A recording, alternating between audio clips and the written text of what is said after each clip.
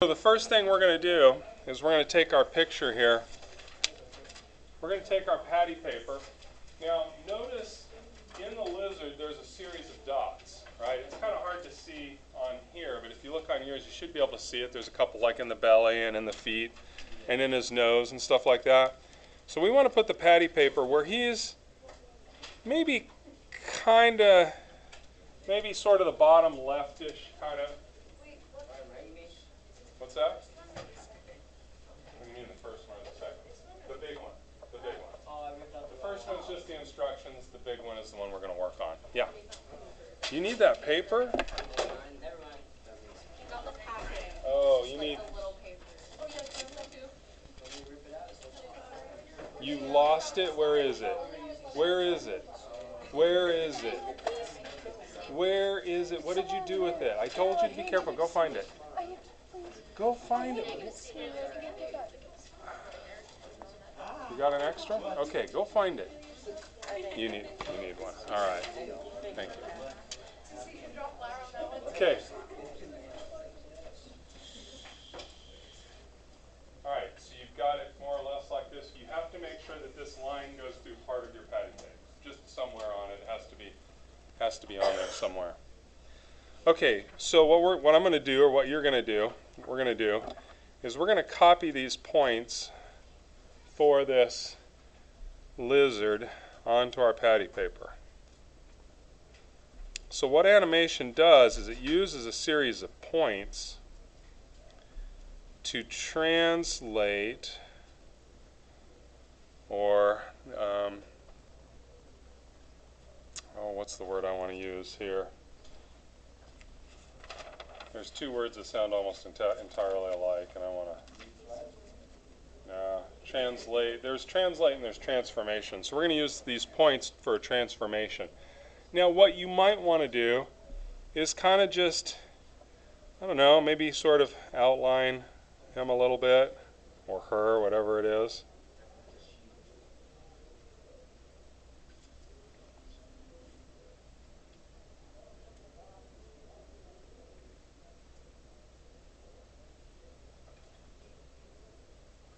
It doesn't have to be perfect.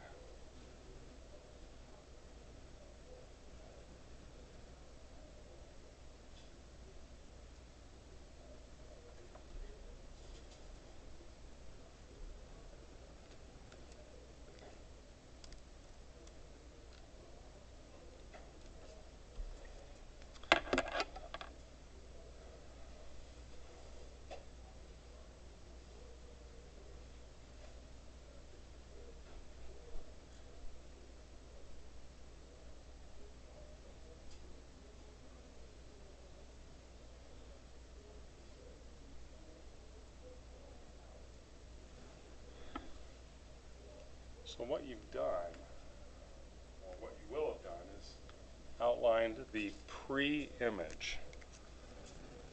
This is the pre-image.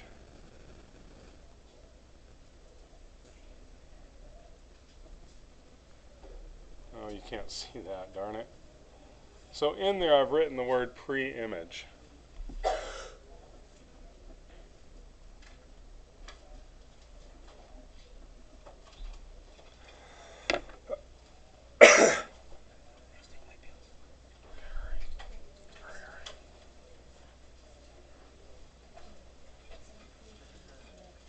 So the pre-image is your starting point.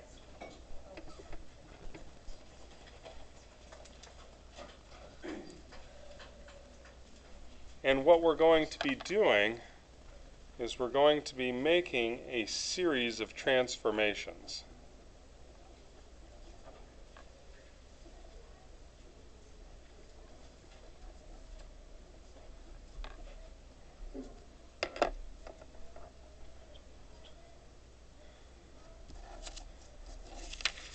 Now if we look at our instructions, the first one, it's on the back of the smaller page where the smaller picture is, or the page with the smaller picture of the same thing. It says lazy lizard. It says translate the original lizard so that the point at the tip of his nose is located at 2420, making the lizard appear to be sunbathing on the rock.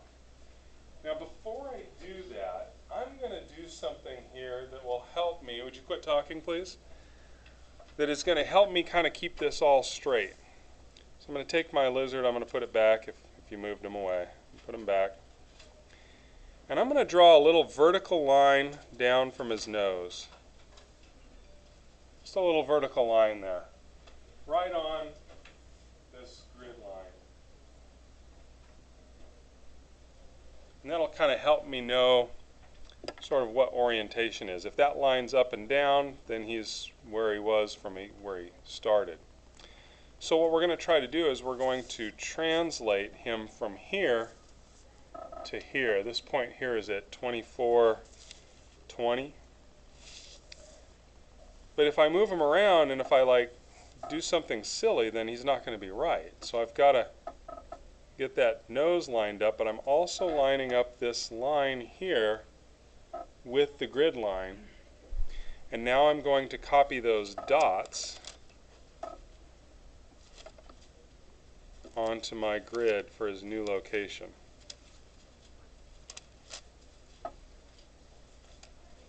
And the dots may or may not fall exactly on a intersection. In fact, it looks like some of them aren't.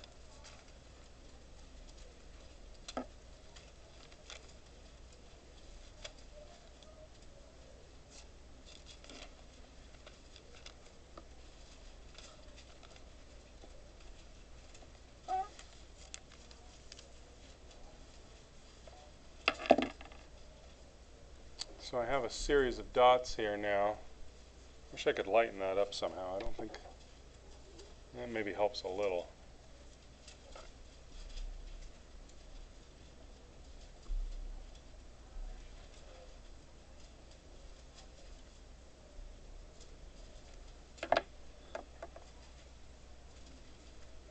So when they're animating, they don't redraw the whole thing. They just simply, if they're needing to move something across the screen, they move it, and then they make some adjustments to the shape. But they don't like start from scratch every time. So this is a translation. Another way to think of this is a slide. So if you want, you can even kind of make the lizard.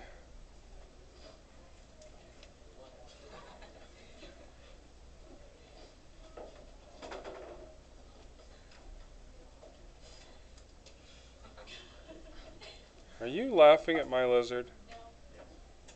I like that lizard. That's my favorite. It's just a sketch. So there's my lizard. It's not as good as the original, but.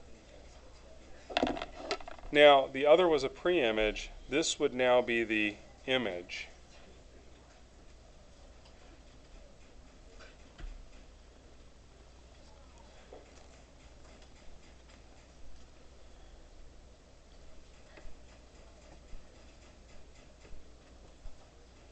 You guys better hope I don't come and assess your lizards. Okay, so this is one of the three transformations that we're going to do. This is a translation.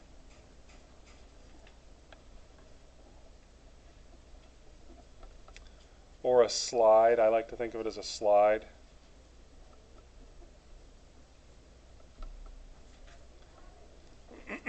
And in this case, we moved him over 1, 2, 3, 4, 5, 6, 7, 8, 9, 10, 11, 12. We moved him right 12, and we moved him up 3, 4, 5, 6, 7, I think it's 8. 1, 2, 3, 4, 5, 6, 7, yeah.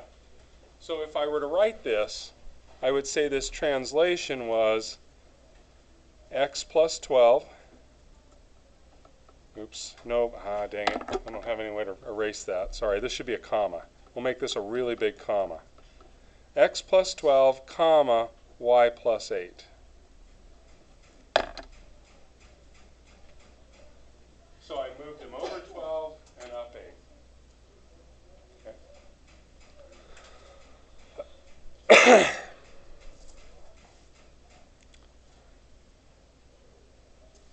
Somebody's hammering away over there. Is that right? What'd you do? Did you weld it shut? Okay. So the next thing that it asks us to do is to do the lunging lizard. Now, the lunging lizard says rotate the lizard 90 degrees about point A, which is 12.7. Hang on, watch before you do it. So that it looks like the lizard is diving into the puddle of mud. So 12.7 is actually this point right here. So we're going to rotate about that point. Now here's the easiest way to do this. If I rotate 90 degrees, generally I need to say which direction I'm rotating. But I'm trying to get him to dive into this puddle of mud. Is that going to be clockwise or counterclockwise? Counterclockwise, to the left, right? So what I'm going to do is I'm going to put my pencil here and I'm going to rotate. Oh, wait a minute. How do I know when I've gone 90 degrees?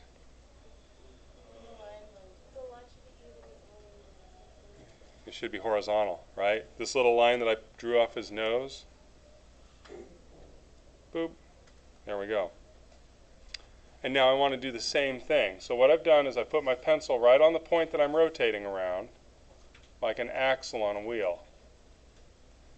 And I'm going to take, I'm even going to put a little arrow here. I want this arrow, instead of pointing down, if I rotate 90 degrees, it's going to point to the side. That make sense? 90-degree rotation. I'm holding it down with my pencil here, and I'm spinning the paper until this arrow lines up with a horizontal line. Now they don't tell us which direction in this case, but it's easy to assume that they're going counterclockwise because he's supposed to look like he's diving into this puddle. And then I'm going to translate those dots. Sometimes you can get away with making marks and they show up. I'm not that lucky.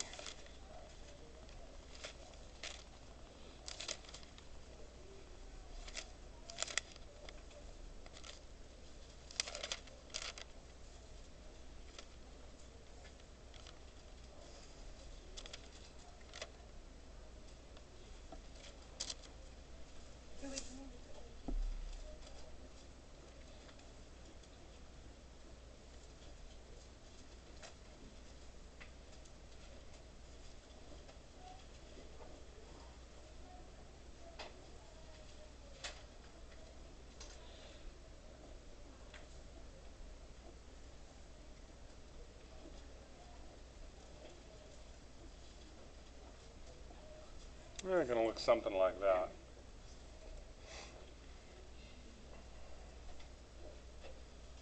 I'm not particularly concerned about making it perfect, and in fact, you don't even have to draw them in if you don't want to. But the dots, yeah. In computer animation, the computer would do the drawing for us. We just tell it where to go. So that is a rotation. So we had translation. The next one is a rotation. Any skateboarders in here? Yeah, Daniel? If you spin 180 degrees, does it matter which way you go? Doesn't matter, right? Spinning halfway, 180 degrees is half a circle. Doesn't matter which direction you go, you end up in the same spot. But if you're turning 90 degrees, it does matter. You're either going to be turning 90 and facing one way, or you're going to turn 90 and face the other. So direction isn't important when you're talking about 90-degree rotations. Okay. So rotation, and we do this about a point.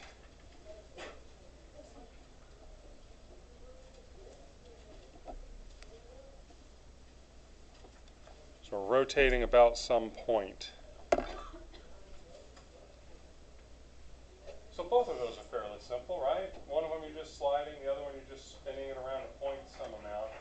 The trick to of doing the rotation right, though, is by putting that little arrow mark, or another way to do it is, instead of putting it on his nose, what I could have done is drawn an arrow up from the rotation point, and then when that arrow reaches 90 degrees, right? I think I've worn a hole in my paper. Anyway, both are good ways to do that. So the next way is a little bit tricky. It's called a reflection. And it's like looking in a mirror. And the reflections can be kind of weird sometimes, but they're not hard. You just got to learn the steps to it. So what it wants us to do is to reflect the lizard from its original place, the pre-image, across this line that they've drawn across the paper. So what I want to do is I want to get him back into his home location, the pre-image, and I'm gonna just sketch a little bit of this line. It doesn't have to be a lot, just a little bit.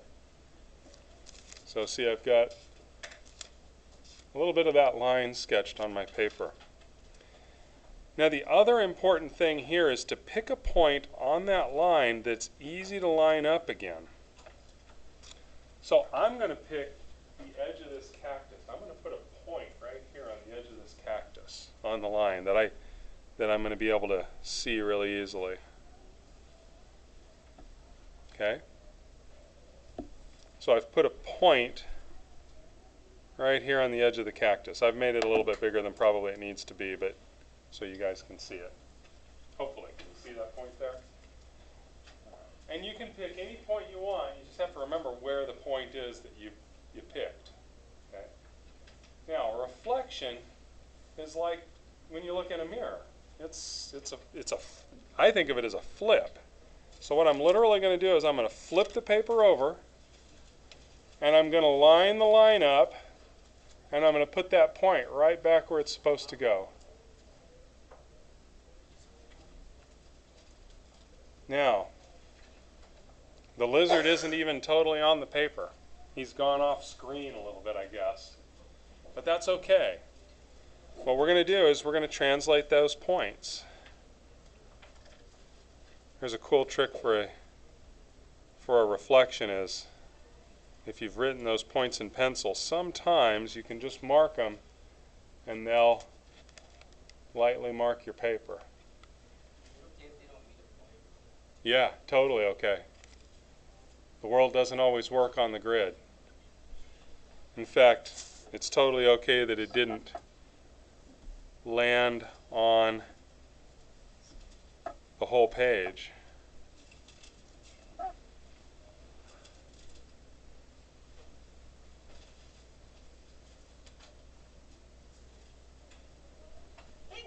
Bless you.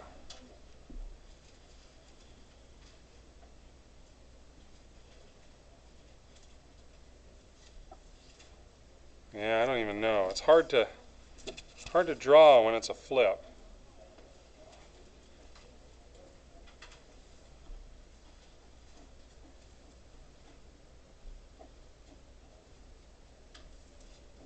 Again, not totally necessary. Really all we want is to be able to get those points translated to the right place. But it's a little harder to visualize when it's sort of flipped. So it's a reflection, and the way I think of it is, if I'd taken a mirror, if I'd taken a long mirror and set it up here, obviously I'd have to have at least some angle on it. What would this look like in the mirror? And this is what we would see, what we should see. So is that an image or a pre-image? This guy up here. That's an image. Yeah, an image. The pre-image is where you start. The image is what you end up with. So that is a reflection.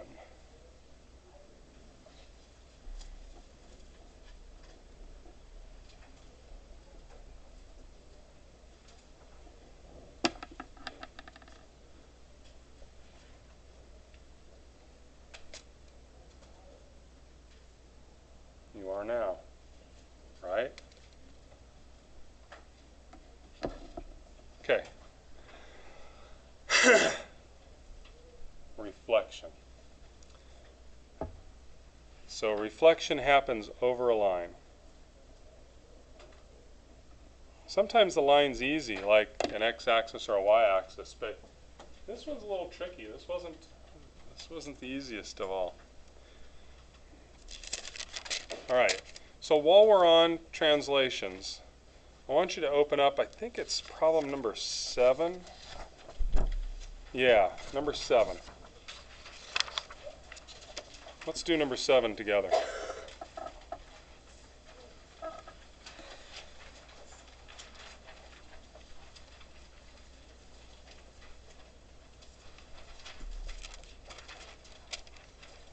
Okay, so we have this point A on our paper.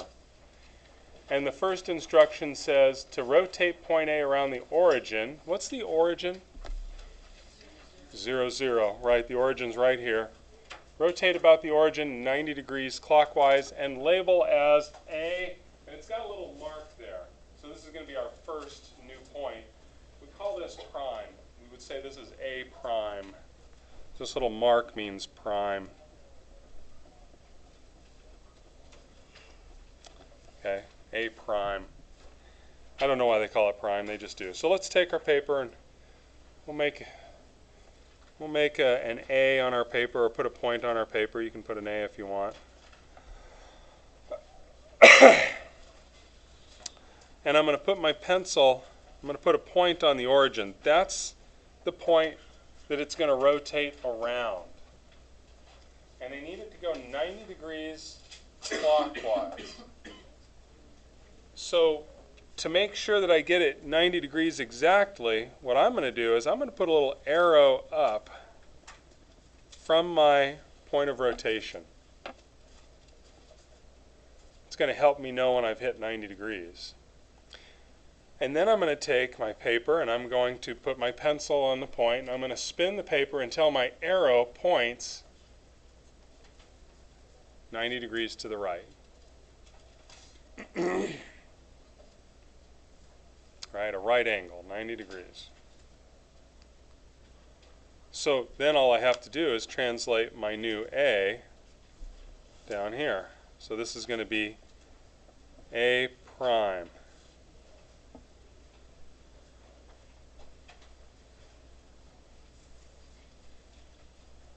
Good? Everybody with me?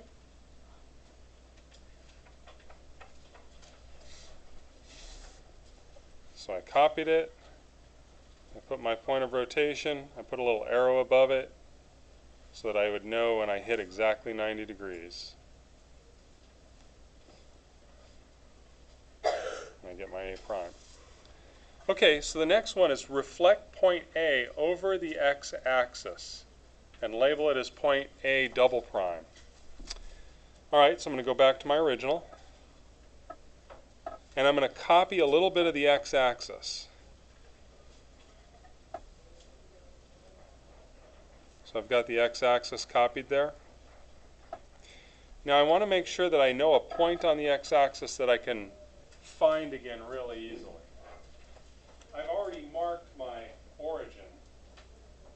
So when I flip my paper, I want to get this point on the origin. Now the arrow is going to point down when I make the flip. Yeah? Can we do the very last one? You mean, can you do the very last one? Yeah. Well, hold on. Let's wait till we get this done, huh? So I'm going to flip the paper so that my x-axis lines back up with itself and my origin also lines up there. And so this is my next A. It's going to be right here, and it's going to be A double prime.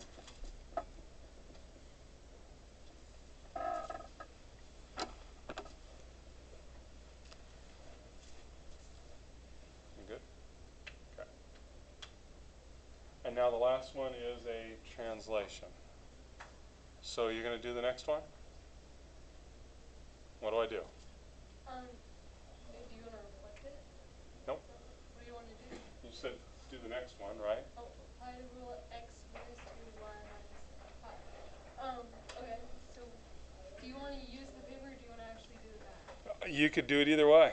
Okay, can I do that? Okay, so we're going to take A. Okay, what's the x and the y for A? X is like 5. 4. 4. And Y is 1. Okay.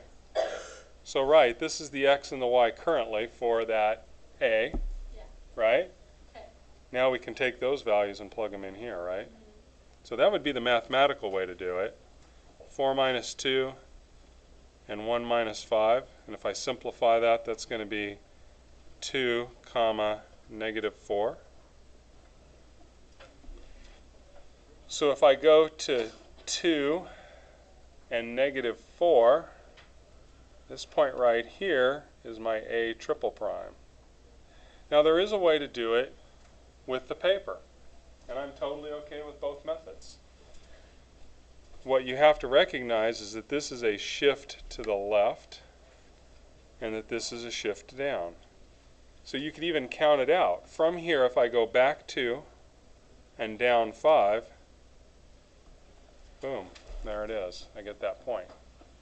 So no matter how you go about getting that, whether you do the math or whether you just count it out or slide it on the paper, back 2 and down 5, doesn't really matter to me, as long as we understand what's going on it. Yeah, good, thank you. Okay.